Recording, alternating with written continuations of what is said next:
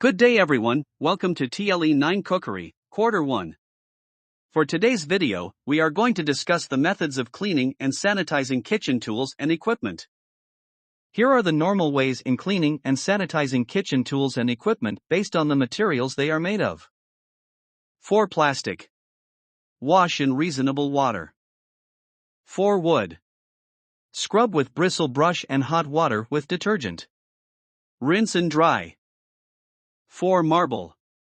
Scrub with bristle brush and hot water, then dry. 4. Copper.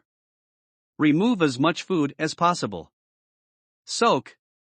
Wash in hot detergent water with the aid of a brush. Clean the outside with a paste made of sand, vinegar, and flour. Wash well. Rinse and dry. 4. Aluminum.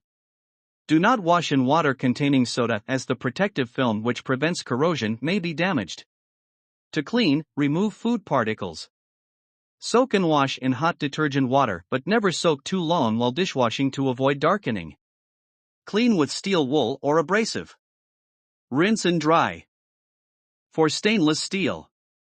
Easy to clean by soaking in hot detergent water. Clean with a brush. Rinse and dry. 4. Tin. Those which are used to line pots and pans should be soaked, washed in detergent water, rinsed, and dried. Tin must be thoroughly dried, otherwise they are likely to rust. 4. Zinc. This is used to coat storage bins, galvanized iron, and it should not be cleaned with a harsh abrasive. 4. Enamel.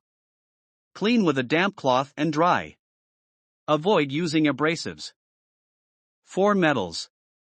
All metal equipment should be cleaned immediately after use. Abrasives should only be used in moderation, as their scratching of the surface makes it more difficult to clean the item next time. That's it for today's video. I hope you learned something new. For more videos like this, just click the subscribe button and hit the notification bell for you to be updated. Thank you.